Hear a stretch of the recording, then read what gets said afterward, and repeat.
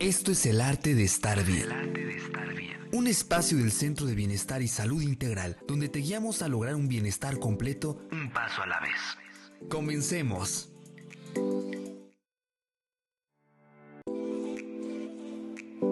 Esto es El Arte de Estar Bien.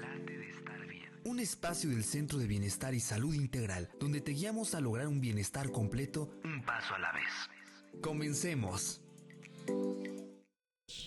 Hola, ¿qué tal nuestro público? Bienvenidos al Arte de Estar Bien, un espacio que exploramos el bienestar en todas sus dimensiones, y por eso el día de hoy tenemos a un gran invitado especial, que es el psicólogo Gustavo Cedillo. ¿Nos podrías, Ale, presentarnos un poquito mejor? Claro, pues aquí como pueden ver ya mencionó, muchas gracias por aceptar la invitación. Tenemos a nuestro lado al psicólogo Gustavo Cedillo, quien es psicólogo clínico, especialista en desarrollo humano y maestrante en educación especial, ¿verdad? Y también vemos que eres integrante del grupo de asesores expertos de programa de igualdad de la Dirección General de Educación Superior y Docentes. ¿Es cierto?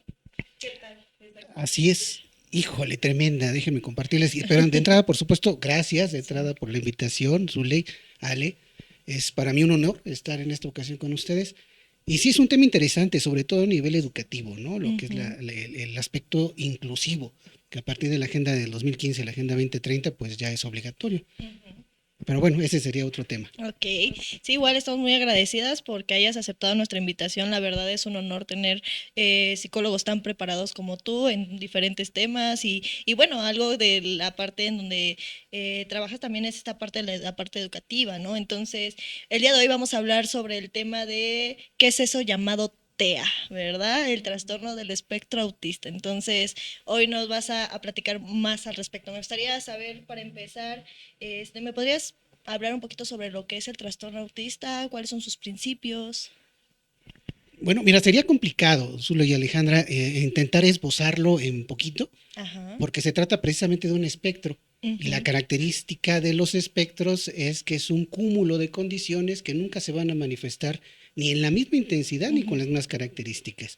Y en ese sentido, pues sería complicado esbozarlo, pero podemos tomar como referencia dos dimensiones. Una que es la CIE 11, que es la Ok. Clasificación Internacional de Enfermedades, en su versión 11, y el DSM-5, que es Ujú. el Manual de Diagnóstico y Estadístico de Trastornos Mentales. Ambos coinciden Ujú. principalmente con 4 rasgos que caracterizan al trastorno del espectro autista, que es un rasgo que sería la interacción social, la comunicación, los patrones restrictivos y comportamentales, y también los intereses, que son muy, muy limitativos, muy restrictivos. Ujú. Y uno más, que es el D, que agrega el DSM-5, que es que pues no se explica con ningún otro diagnóstico distinto, es muy especial y específico. Ujú.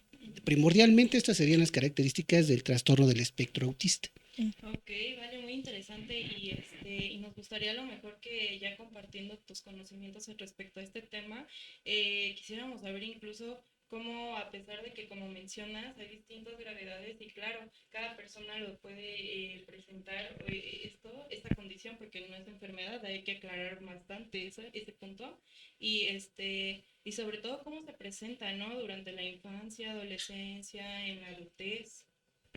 Qué bueno que comentas eso, eso me parece esencial. Muchas veces, como mecanismo de defensa de los propios padres, que tenemos un hijo neurodivergente, asumimos que se trata de algo que hay que corregir desde el dualismo cartesiano. Vemos las Ujú. cosas como bien o mal, blanco y negro. Entonces pretendemos asumir que se trata de algo que hay que sanar. Y en ese sentido se trata de un espectro que es una condición. Como Ujú. un trastorno no se conoce, o se puede llegar a conocer parcialmente el origen, ya sea genético o ambiental, Ujú. pero no se trata de algo que tenemos que corregir, sino que más bien desarrollamos habilidades compensatorias. Ujú. Es muy interesante este tema, porque pues también se refiere no solamente, como comentábamos, a un origen ambiental que tiene que ver desde el nacimiento, el perinatal, postnatal, alguna infección, algún consumo de algún medicamento que haga lesiones corticales en consecuencia, sino que hay estudios que indican que tiene un posible origen genético, sobre Ujú. todo en uno de los genes, que es el HOXA1, que Ok. tiene que ver con el desarrollo de los pares craneales. Ujú, Y a colación un ejemplo, para que nos demos una idea, Ale Zule. Uno de los pares craneales, que es el olfatorio, ujú, una vez que llega el estímulo externo, olemos el aroma y llega a la corteza olfatoria y de ahí se va al tálamo, eh, concretamente en el núcleo dorsal.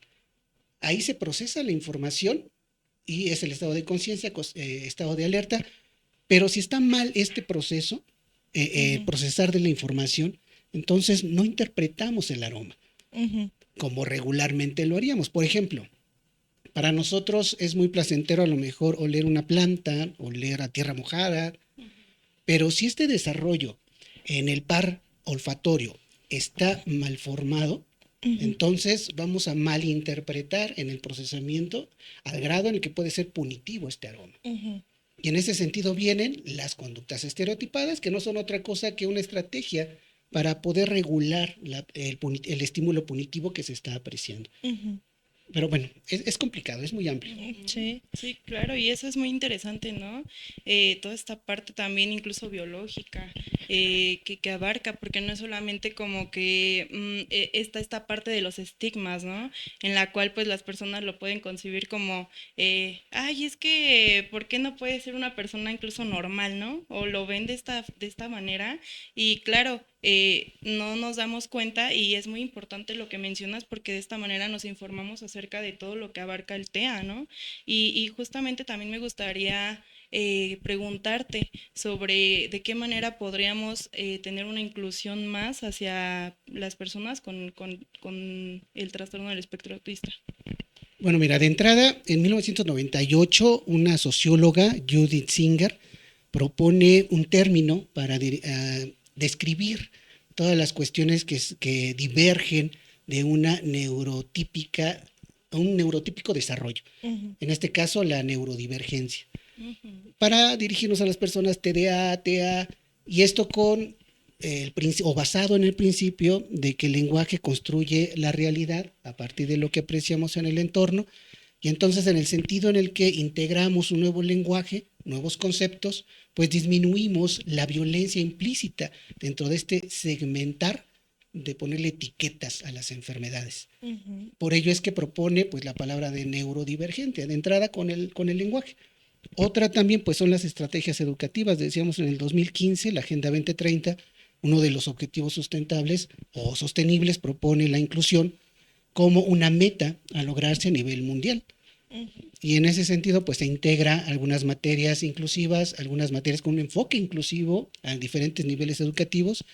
Sin embargo, pues es una arista complicada, ujú, porque lamentablemente la capacitación es complicada, a tal grado en el que es complicado para una persona neurotípica, común, regular, interpretar las emociones.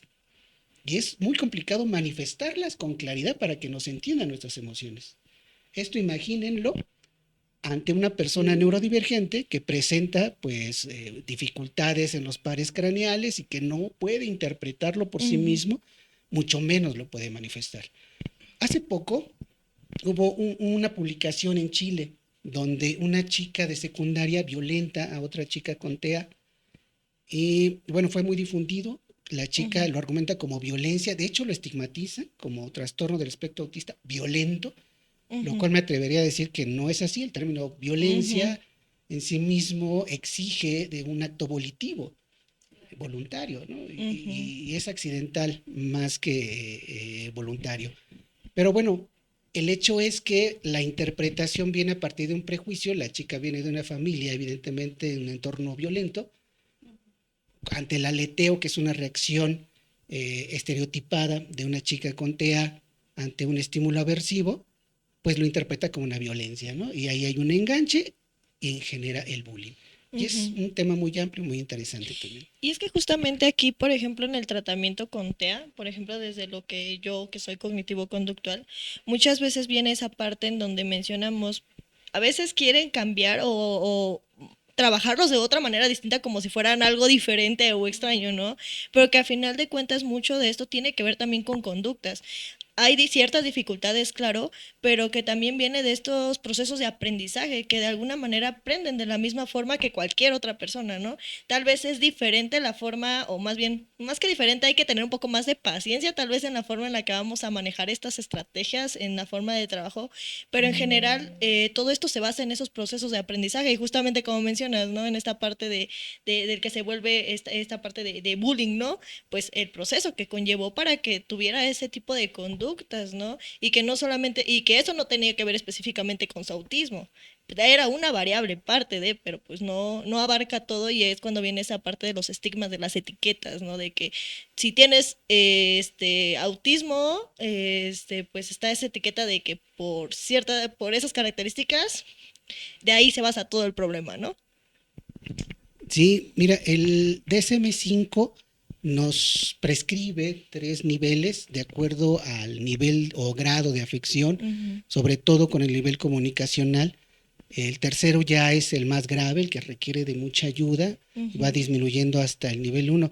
De hecho, en el 2015, si no mal recuerdo, 14, que sale la última edición de la quinta edición Sí, del DSM-5, sí. y su versión revisada en el 2022, ya no aparece incluso el Asperger, Ujú, porque era muy similar y lo considera como el nivel uno a razón de que no hay un déficit en el lenguaje, no hay un déficit en la comunicación, pero sí a nivel pragmática. Y es ahí cuando pues aparece la complicación. No se trata, como bien decías, de una conducta patológica que deba de ser alienada, ujú. sino más bien todo lo contrario, ¿no? Sí, Ujú. exactamente. Y que a final de cuentas el DSM lo que hace es darnos una descripción, ¿no? Más que un por qué, o más que algo más profundo de identificar qué es lo que está causando, tal vez eso, ¿no? El para qué se realizan ciertas conductas, que a final de cuentas nos ayuda porque es descriptivo y nos ayuda a identificar que tal vez hay cuestiones similares, pero también viene esa parte de no estancar a las personas en esos mismos lineamientos que nos da estas Biblias, como le decimos lamentablemente los psicólogos, en nuestra Biblia, ¿no? Porque a final de cuentas, pues no, las cosas no, muchas veces no son así, ¿no? Ujú. Sí, bueno, adentrándonos ya también en esta cuestión que mencionas, ¿no? Que antes se solía, y bueno, hasta la fecha incluso todavía se llega a confundir con el Asperger, ¿no? Y toda esta Ujú. parte. Entonces esa parte es súper importante. ¿Qué podrías tú a lo mejor decirle a nuestra audiencia acerca de, bueno, hacia los padres, para identificar incluso en la infancia cuando es TEA, ¿no? O que se está presentando el TEA en los niños o en sus hijos? Mira, una pregunta bien complicada, bien amplia la que acabas de hacer, Ujú, ¿no? Es imposible resumir en un breviario que nos diga un instructivo, un pseudocódigo donde habría que cumplir con un checklist, Ujú. ujú, porque cada caso es distinto, de ahí la razón de que sea un espectro. Depende de muchas cosas, depende de la condición genética, depende de la condición ambiental, de la educación, incluso el CIE 11 dice que hay posibilidad, y coincide el DSM-5, coincide en que hay posibilidad de que se desarrollen habilidades que disfracen algunas sintomatologías, y estas habilidades son compensatorias, pero Ujú. eso pues no descarta alguno de los 3 niveles del TEA. Por eso la importancia de que deben de acudir con especialistas necesariamente. ¿Qué pasa? Cuando veo usualmente en la primera infancia, que va desde el nacimiento hasta los 8 años, pueden aparecer algunos rasgos, dificultades en la comunicación, aislamiento, se ponen a bailar, están jugando y de repente se van a hacer otra actividad fuera del contexto. O no hay una comprensión de la pragmática. Por ejemplo, la pragmática es esta parte implícita del enunciado. Vamos a echarnos unos tacos. Nosotros lo entendemos, vamos a comer unos tacos. claro. Pero la literalidad, en ausencia de la pragmática, vamos a echarnos, a agarrar el plato y nos lo echamos en la cabeza, ¿no? Y dice, no, ¿cómo? Porque yo no me los voy a echar. Ujú. Entonces, este manejo de la pragmática puede verse en la comunicación diaria. Ujú, El aleteo, que es uno de los movimientos estereotipados muy característico, mover las manos ante una situación estresante, decíamos, puede ser cualquiera, incluso un aroma, la Ujú. ropa, sí. pueden ser muchos, y la dificultad de interpretar el estímulo y manifestarlo pues evidentemente complica aún más que los padres se den cuenta y sepan qué está pasando. Ujú. Entonces, ante cualquier conducta neurodivergente o que se aleje de lo neurotípico, de lo Ujú. regular, acudir y necesariamente tiene que ser los tres. No puede un psiquiatra, no puede un psicólogo, no puede un neurólogo, tiene que ser los 3 o más especialistas. Ujú. Y bueno, tomando en cuenta esto que estás mencionando de asistir como a un especialista, me gustaría que me dijera o nos pudieras dar alguna, no sé, más que un consejo, más bien como, eh, pues sí, como una guía de cómo es que o qué le aconsejarías a los padres hacer cuando pues ya tienen o identificaron que su hijo tiene pues autismo. Bien, excelente pregunta, también muy importante. Me parece que lo primordial, pues, es dar seguimiento. Ujú, Muchas veces y generalmente casi siempre un trastorno no viene solo.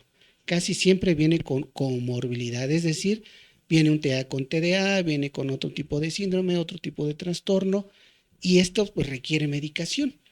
Recordando que el TDA, por ejemplo, pues viene con impulsividad en ocasiones, de acuerdo al formato, ujú, y esta impulsividad pues muchas veces pues requiere cierta medicación para adecuar el buen desarrollo en la corteza prefrontal, atención, control de impulsos. En el caso del TEA pues puede tener incluso unos cuadros epilépticos, por ejemplo, que requiere de medicación. Entonces por eso la importancia. Lo primero es un seguimiento de especialistas y después pues es mucho trabajo en casa. Pero esto decían algo bien importante. No hay que considerar el TEA como algo que tenemos que sanar. Es algo que ujú, tenemos que acompañar.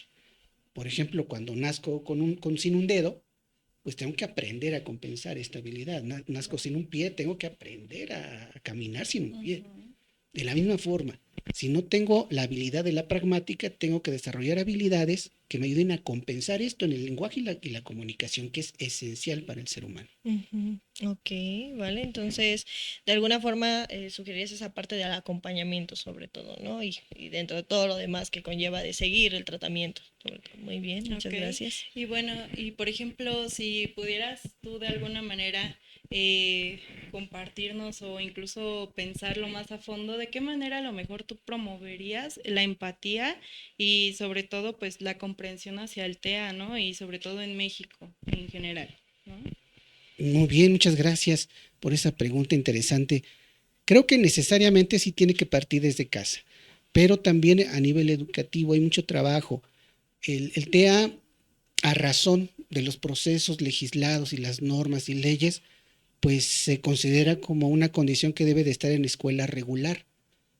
Pero aquí la complicación aparece cuando pues el grupo no se le informa de estas características y aparece lo que decíamos del video.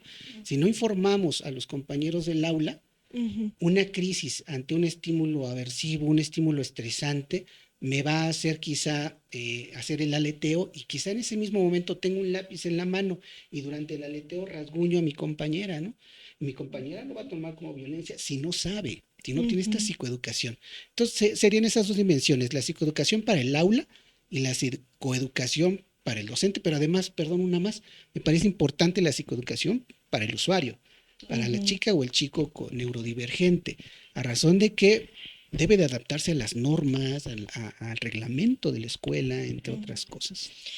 Y es que también creo que aquí abarca un punto importante, ¿no? En donde cuando alguien padece o bueno, tiene alguna condición o dejando de lado tal vez ahorita la parte de la neurodivergencia, pero incluso hasta una enfermedad, siempre es importante que se conozca, ¿no? Al respecto de Ujú. qué es eso que estoy viviendo, qué es eso que tengo, cuál es el tratamiento, el procedimiento que conlleva todo esto, ¿no? Y justamente para que de alguna manera pues tenga esta guía, ¿no? De qué es lo que puede ir haciendo y se vaya adhiriendo a, tanto a los tratamientos como al aprender a adaptarse a su entorno, sobre todo, ¿no?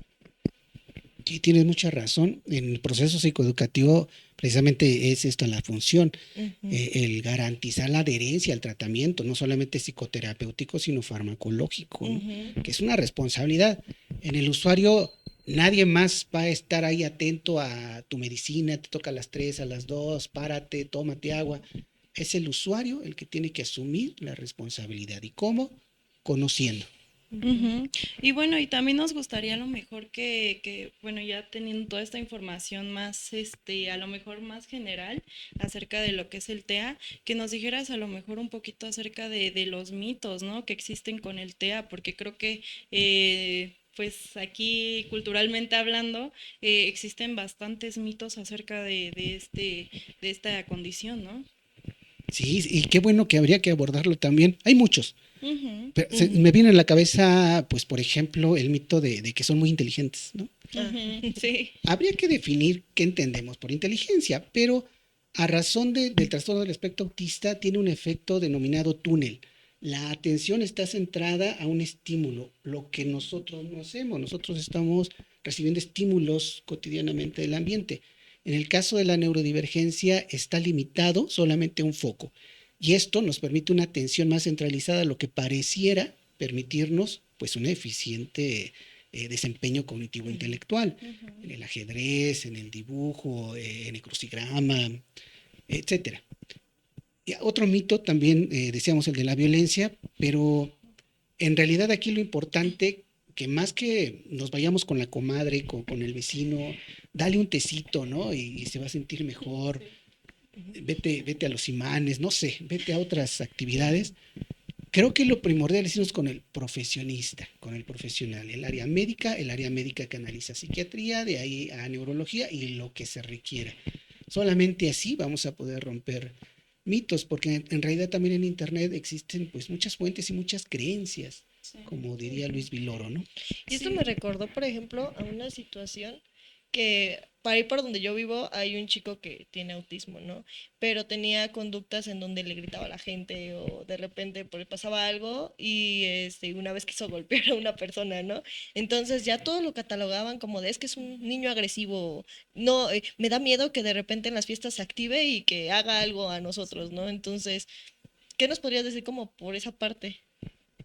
Sí, sí es cierto, lamentablemente es un hecho y más regular y cotidiano.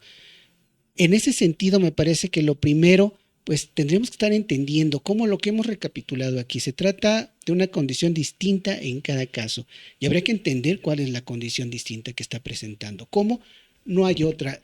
Lo que le digo a los papás de una y otra forma es, ustedes son los expertos, nadie más está en la casa con él o con ella más que ustedes.